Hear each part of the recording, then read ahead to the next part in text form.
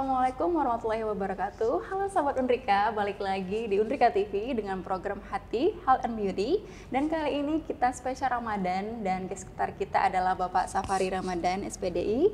Beliau adalah anggota DPRD Kota Batam, sudah 3 periode ya Pak ya, dari fraksi PAN dan juga selalu hadir di Undrika TV dalam spesial Ramadan. Kali ini kita tentang membangun spiritual dan kesehatan mental, tentunya dalam membangun negeri. Oke Bapak, izin kita mulai saja ya Pak, langsung ya. Baiklah. Oke Bapak, puasa itu kan merupakan rukun Islam ya Pak, dan ibadah wajib dalam umat muslim Pak. Boleh disampaikan Pak, puasa itu seperti apa? Gitu Pak, boleh dijelaskan. Baik, bismillahirrahmanirrahim. Assalamualaikum warahmatullahi wabarakatuh. Alhamdulillah, alhamdulillahi hamdan katsiran thayyiban mubarakah. Asyhadu an la ilaha illallah wa asyhadu anna Muhammadar Rasulullah. Allahumma shalli ala sayyidina Muhammad wa ala ali sayyidina Muhammad amma ba'du. Puji syukur kepada Allah Subhanahu wa taala, salawat dan salam untuk baginda Rasulullah Muhammad sallallahu alaihi wasallam. Bercerita tentang puasa. Puasa ini kan merupakan salah satu ibadah yang diperintahkan oleh Allah Subhanahu wa taala, sebagaimana dalam surah Al-Baqarah Allah Subhanahu wa taala mengatakan Bismillahirrahmanirrahim. Ya ayyuhallazina amanu kutiba alaikumus shiyam kama kutiba alal ladzina min qablikum la'allakum tattaqun. Hai orang-orang yang beriman, diwajibkan atas kamu berpuasa sebagaimana diwajibkan kepada orang-orang sebelum kamu. Endingnya adalah la'allakum tattaqun, agar kamu menjadi hamba yang bertakwa di hadapan Allah Subhanahu wa taala. Jadi saya lupa namanya. Mbak Wiris. Jadi Mbak Wiris, puasa itu salah satu ibadah daripada ibadah-ibadah yang lain. Ibadah itu ada sholat, ada puasa, ada zakat, ada haji, ada umrah, ada ibadah-ibadah yang lain. Jadi ibadah itu merupakan jalannya. Titik sampainya adalah Allah. Puasa itu adalah jembatannya, titik sampainya adalah Allah. Ketika kita sholat, ketika kita berpuasa, ketika kita melaksanakan ibadah-ibadah yang lainnya, ini merupakan jalan untuk mendekatkan diri kita kepada Allah Subhanahu wa taala. Karena kita butuh Allah. Jadi kita butuh mendekatkan diri kita kepada Allah Subhanahu wa taala. Tapi sebenarnya kurikulum pendidikan yang diajarkan oleh baginda Rasulullah Muhammad SAW itu belum lagi kita diajarkan bagaimana caranya mendekatkan diri kita kepada Allah. Tapi kurikulum yang pertama itu adalah mengenalkan akan Allah Subhanahu wa taala. Maka kata Rasulullah, awaludin ma'rifatullah. Awal agama itu adalah mengenal Allah Subhanahu wa taala. Maka dakwah Rasulullah di Makkah selama 13 tahun pertama itu, Rasulullah bukan mendakwakan bagaimana cara sholat, bagaimana memerintahkan puasa, berzakat, berhaji, berumrah, dan ibadah-ibadah yang lainnya, bukan. Tapi 13 tahun dakwah Rasulullah di Makkah itu adalah mengenalkan umat, bagaimana umat ini mengenal dirinya, mengenal Allah Subhanahu wa taala. Kata ulama-ulama sufi, man arafa nafsahu faqad arafa rabbahu. Siapa yang kenal dirinya, maka dia mengenal Allah. Maka ketika dia sudah mengenal Allah, maka kita harus mendekatkan diri kita kepada Allah Subhanahu wa taala itu. Apa jalannya? Jalannya adalah dengan kita beribadah kepada Allah. Apa ibadahnya? Ibadah yang telah dicontohkan oleh baginda Rasulullah Muhammad SAW. Salat. As-salatul mi'rajul mu'minin. Salat itu adalah jalannya bagi orang-orang yang beriman untuk berjumpa dengan Allah. Apalagi jalannya? Puasa. Apalagi? Berzakat, berhaji, berumrah, dan ibadah-ibadah yang lain. Jadi ibadah itu jalannya. Titik sampainya Allah. Tujuannya adalah Allah. Maka puasa yang kita lakukan ini bukan hanya sekedar puasa, tapi harus mampu membangun spiritual kita. Bukan hanya sekedar menahan haus dan lapar, tapi bagaimana membangkitkan kesadaran yang ada di dalam diri kita, memunculkan rasa, dan rasa itulah yang membuat kita dekat dengan Allah Subhanahu wa taala. Wow, keren keren sekali. Ya Pak, jadi dengan kita mendekatkan diri kepada Allah itu merupakan proses ya Pak, perjalanan spiritual kita kepada Sang Holik ya Pak. Iya. Oke, dan itu dapat meningkatkan juga kan Pak dalam kesehatan mental kita tentunya ya Pak, dengan pemikiran hati, emosional kita, psikologis, semuanya bisa menjadi satu di situ ya Pak, satu kesatuan. Dan benarkah Pak spiritual itu dapat meningkatkan kesehatan mental dan berpengaruh Pak dalam kehidupan sosial seseorang seperti itu? Iya. Jadi muara daripada ibadah itu, sholat, puasa, ibadah yang kita lakukan itu muaranya adalah takwa. Muara daripada takwa itu adalah akhlakul karimah. Muara daripada akhlakul karimah itu adalah Ar-Rahman Ar-Rahim. Adalah berkasih sayang bagi seluruh alam semesta. Jadi orang yang dekat dirinya dengan Allah Subhanahu wa Ta'ala ketika sholatnya, puasanya, ibadah yang dia lakukan merupakan jalannya itu telah sampai kepada Allah Subhanahu wa Ta'ala, maka manusia itu akan menjadi hamba yang mampu untuk menampilkan sifat-sifat ilahiyah itu dalam kehidupannya sehari-hari. Apa sifat-sifat ilahiyah? Sifat Allah itu Ar-Rahman, Ar-Rahim, Maha Pengasih, Maha Penyayang. Maka orang yang berpuasa, orang yang sholat, orang yang melaksanakan ibadah kepada Allah Subhanahu wa Ta'ala, maka dia akan menjadi pribadi yang berkasih sayang bagi seluruh alam semesta, bagi seluruh umat. Apakah dia muslim atau non-muslim, kepada manusia, kepada siapapun, bahkan kepada binatang atau hewan pun dia berkasih sayang. Kenapa? Karena dia memakaikan sifat ilahiyah itu di dalam dirinya. Karena dirinya dekat dengan yang maha kasih, dengan yang maha sayang, yakni Allah Subhanahu wa Ta'ala. Maka di dalam diri kita manusia ini, kan Allah ilhamkan dua.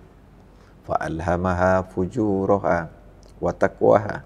Maka Allah ilhamkan ke dalam setiap jiwa manusia itu dua kecenderungan. Pertama adalah baik, yang kedua adalah buruk. Baik dan buruknya kita tergantung kepada jiwa kita. Qad aflaha man zakkaha wa qad khaba man dassaha. Beruntunglah orang yang mensucikan jiwanya, maka merugilah orang yang mengotorinya. Artinya adalah orang yang mensucikan jiwanya itu dia beruntung adalah orang yang dekat dengan Allah Subhanahu wa Ta'ala. Maka bagi siapa yang jiwanya bersih, jiwanya suci karena dekat dengan Allah Subhanahu wa Ta'ala, maka dia akan menampilkan sifat-sifat yang baik, yang bersih, yang suci itu pula dalam kehidupannya. Jadi kalau mentalnya baik, maka apa yang dia tampilkan dalam kehidupan sehari-hari pasti baik. Masya Allah. Nah, karena begini Mbak, karena apa yang kita tampilkan ini, gerak, langkah, kaki, perbuatan, akhlak kita sehari-hari, itu merupakan pancaran yang ada di dalam jiwa kita. Bagi siapa yang jiwanya baik, pasti dia akan tampil menjadi pribadi yang baik. Bagi siapa yang jiwanya kotor, jiwanya tidak baik, maka perkataannya kotor, pikirannya kotor, perbuatan yang tidak baik, karena desakan yang ada di dalam jiwanya. Begitu deh Pak. Itulah ada kata-kata seperti ini Pak, kita adalah apa yang kita pikirkan ya Pak. Iya. Iya benar. Karena sumbernya dari dalam kan? Sumbernya dari pikiran ya Pak dan hati. Gini Pak, dalam kesehatan mental itu ada nggak sih Pak hubungannya dengan puasa gitu Pak? Ya, puasa ini, itulah kita puasa membentuk kepribadian kita. Supaya jiwa kita ini menjadi bersih. Kalau jiwa bersih, otomatis mental kita bersih. Mental kita sehat. Kalau mental kita sehat, secara spiritual jiwa kita sehat, maka kita akan menampilkan pribadi-pribadi yang baik tadi. Karena badan ini, jasmani kita ini, dia ini kan bergerak menuruti apa yang ada di dalam jiwa dan pikiran kita kan. Kalau jiwa kita bersih, pikiran kita bersih, maka kan perilaku-perilaku kita sangat bersih. Maka puasa ini dalam rangka untuk mengendalikan itu. Selain untuk mendekatkan diri kita kepada Allah Subhanahu wa Ta'ala, pengendaliannya di dalam puasa ini. Maka puasa ini sangat baik. Maka Allah Subhanahu wa Ta'ala mengatakan dalam Al-Quran, berpuasalah kamu. Karena puasa itu sangat baik untukmu. Baiknya seperti apa? Secara kesehatan jasmani, puasa ini sangat baik untuk kesehatan kita. Secara kesehatan spiritual, ini juga sangat baik. Karena puasa ini mampu untuk membentuk manusia hablum minallah, hubungan yang baik dengan Allah Subhanahu wa Ta'ala, wa hablum minan nas, hubungannya baik dengan sesama manusia. Iya. Dengan cara menahan hawa nafsu itu tadi ya Pak ya. Iya. Kita selain menahan hawa nafsu, lapar itu juga menahan hal-hal lain ya Pak. Misalnya kita melakukan hal buruk, kita sudah berlatih lewat puasa ini ya Pak, menahan hal seperti itu. Oke Bapak, seseorang yang dinyatakan sehat secara spiritual itu seperti apa ya Pak? Ya, orang melihat yang sehat secara spiritualnya, lihat dengan tingkah laku, akhlak, perbuatannya sehari-hari. Oke. Ya, kalau memang jiwanya sehat, maka yang dia tampilkan tadi adalah pribadi yang sehat.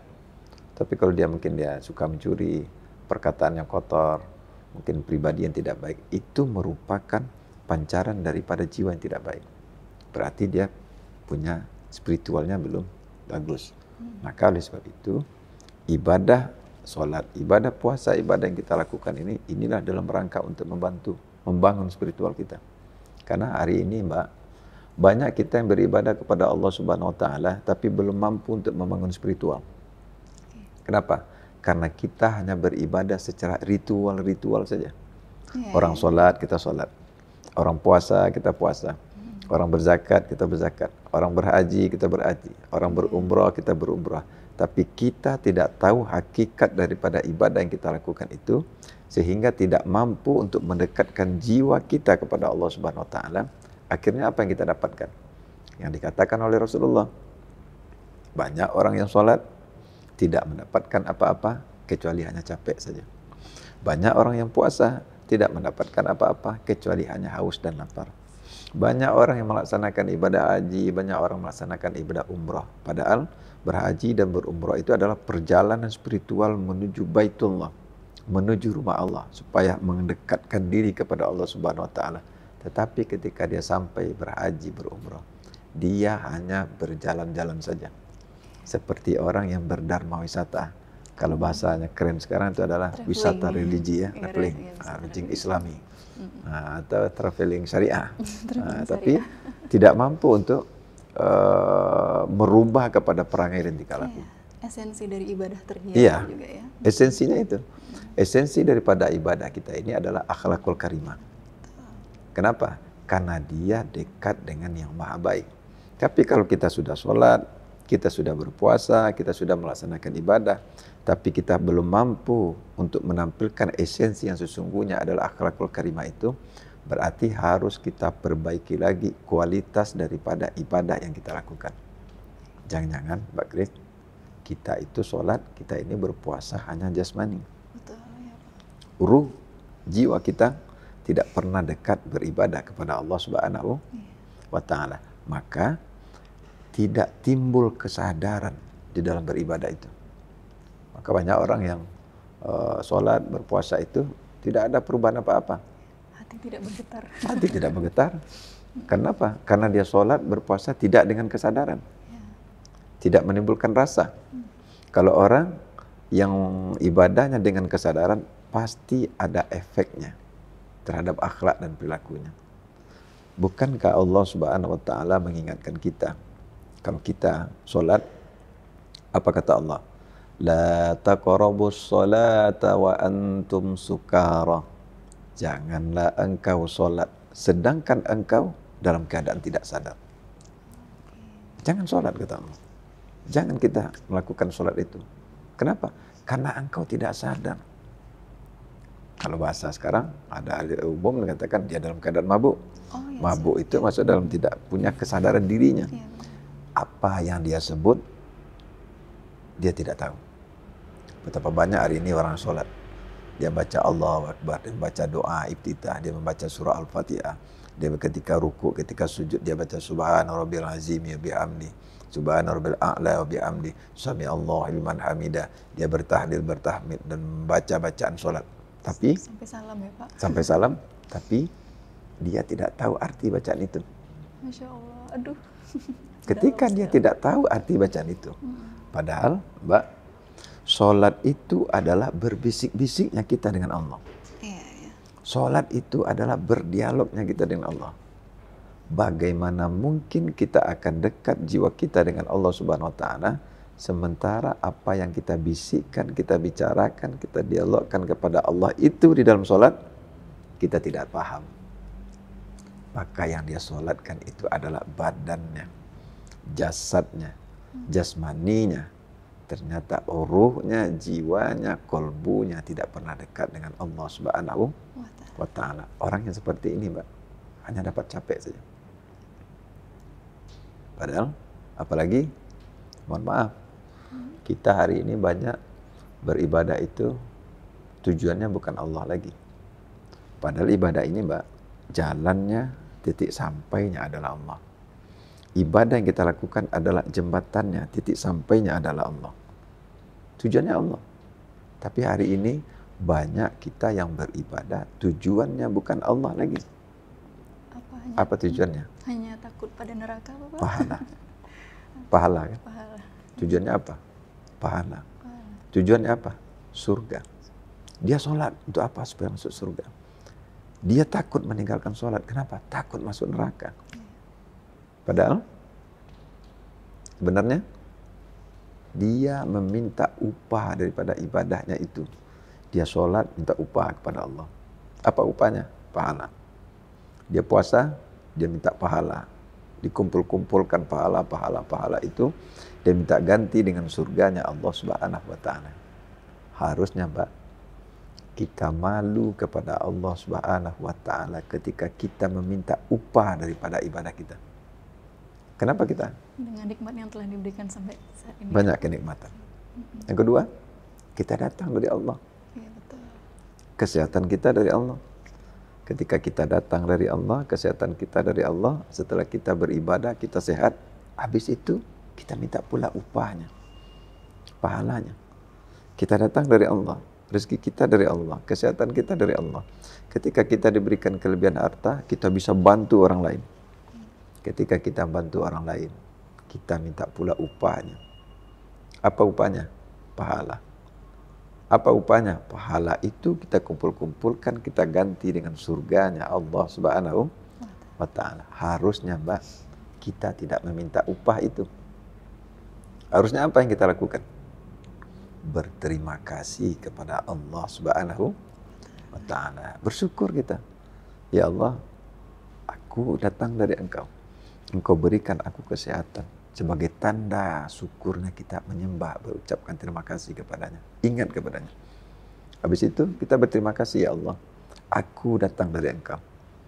Engkau yang memberikan kesehatan. Engkau yang memberikan rezeki. Berterima kasih hamba kepada Engkau, ya Rabb. Engkau jadikan wakilmu untuk bisa membantu orang lain. Karena kita ini merupakan khalifah fil ardh. Sebagai pemimpin di muka bumi. Kita ini kan sebagai wakilnya Allah Subhanahu wa Ta'ala di muka bumi. Kita inilah wakilnya untuk membantu makhluk manusia yang ada di muka. Kita dipilih oleh Allah. Harusnya kita berterima kasih, bersyukur kepada Allah karena kita yang dipilihnya. Bukan kita meminta pahala, bukan kita minta diganti dengan surga. Maka siapa yang seperti itu, Mbak? Mereka yang mengenal dirinya dan mereka yang sudah mengenal Allah Subhanahu wa Ta'ala. Dalam sekali, Bapak. Jadi begitu dia, Mbak. Baik, ini kan tadi kita membahas tentang internal ya Pak, di diri kita sendiri ya. Maksudnya perjalanan spiritual menumbuhkan kesadaran diri itu semua kepada personal masing-masing. Nah, kemudian ada nggak sih Pak korelasi dalam membangun spiritual untuk negeri ini Pak, maksudnya negara kita lah tercinta Pak. Ya, yang tadi saya sampaikan bahwa kita ini kan khalifah. Ya, manusia itu ada khalifah, pemimpin. Sebagai wakilnya Allah di muka bumi, tujuannya untuk apa? Bagaimana kehidupan di muka bumi ini penuh dengan kedamaian, penuh dengan ketentraman. Kalau dilihat lagi, Mbak, banyak orang yang tidak tahu. Kita ini lahir atas nama dirinya. Bismillahirrahmanirrahim. Atas nama Allah yang Maha Pengasih, Maha Penyayang. Kita ini atas nama dirinya, bukan atas nama diri kita. Kita ini dilahirkan oleh Allah, diutus oleh Allah ke muka bumi ini atas nama dirinya. Untuk apa? Bukan untuk saling bunuh-membunuh. Bukan untuk saling hujat-menghujat. Bukan untuk saling zalim menjalimi. Bukan untuk saling bantai-membantai. Bukan untuk saling saling bohong-bohongi, saling hujat-menghujat, saling iri dengki, tidak. Tapi Bismillahirrahmanirrahim, atas nama dirinya kita ini diutus oleh Allah, diciptakan oleh Allah, diperintahkan oleh Allah untuk Rahman dan Rahim, untuk berkasih sayang bagi seluruh alam semesta. Kalau ini yang kita tanamkan dalam kehidupan kita sehari-hari, maka tidak akan mungkin kita umat manusia ini sebagai anak bangsa ini untuk saling hujat-menghujat. Mau agama apapun dia, mau dari suku apapun dia, mau status sosialnya bagaimanapun dia tidak memandang itu. Kenapa? Dia memandang dengan kasih sayangnya Allah Subhanahu wa Ta'ala. Jadi, maka mereka tidak akan ada bermusuh-musuhan. Dia paham, Mbak. Manusia memandang kepada rupa, tapi Allah memandang kepada hati. Banyak manusia memandang bentuk rupa, tapi Allah katakan, aku tidak pandang bentuk rupamu, siapa kamu, jabatan kamu, mau ganteng, mau cantik, mau kaya, mau miskin, aku tak pandang, kata Allah. Yang aku pandang adalah hatimu. Bagaimana kedekatan hatimu, kebersihan hatimu, dan kemanfaatan dirimu dalam kehidupan sehari-hari. Jadi kalau spiritual kita bagus, nilai-nilai ibadah kita itu kita tampilkan dalam kehidupan kita sehari-hari. Jadi mau muslim dia, mau non-muslim, mau orang Padang, mau orang Jawa, dia bersama-sama untuk menebarkan kebaikan, bersama-sama untuk menebarkan cinta dan kasih sayang. Tidak ada musuh-musuhan, tidak ada orang perang-perang kampung, tidak ada mungkin tawuran-tawuran. Yang ada apa? Wa'tasimu bihablillahi jami'an wa la tafarraqu. Berpegang teguhlah kepada tali agama Allah. Jangan engkau bermusuh-musuhan. Jangan engkau saling zalimi. Maka jangan saling berpecah belah.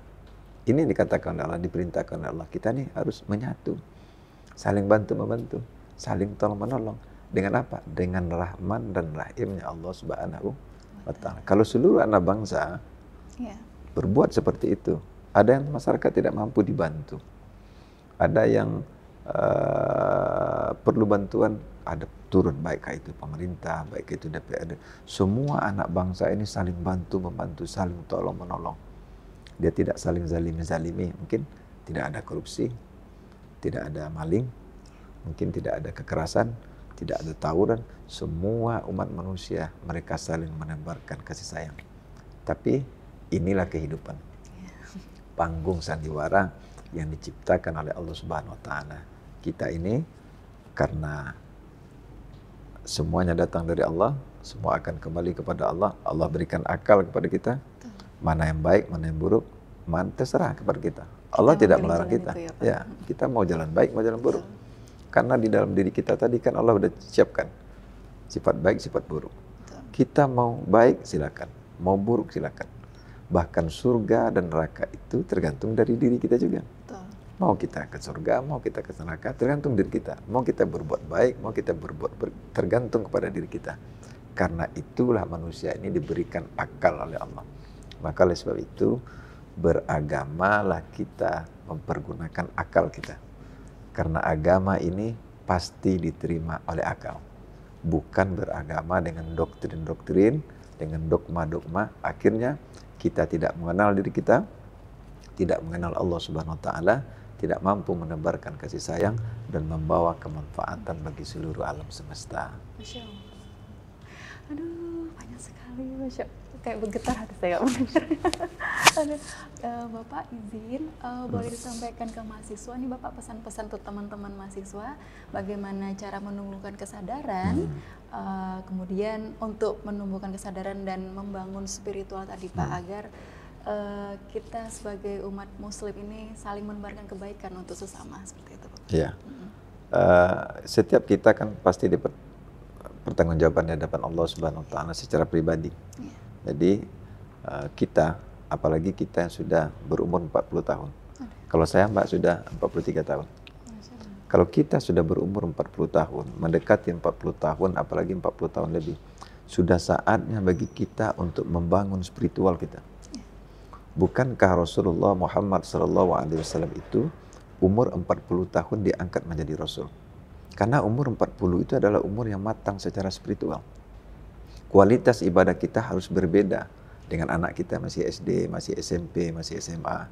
Kita sudah mendekati 40 tahun nih, harus kita rubah. Kualitas kita harus mengenal kita, siapa kita, dari mana kita, sedang di mana kita, akan kemana tujuan kehidupan kita. Kita datang dari Allah, kita akan kembali kepada Allah.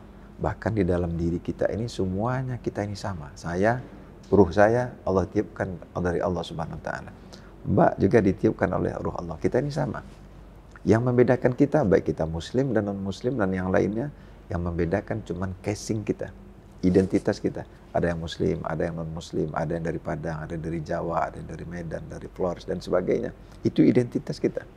Tetapi ketika identitas kita itu melekat ke dalam diri kita, maka kita lupa untuk mendengarkan kesadaran jiwa kita. Akhirnya apa?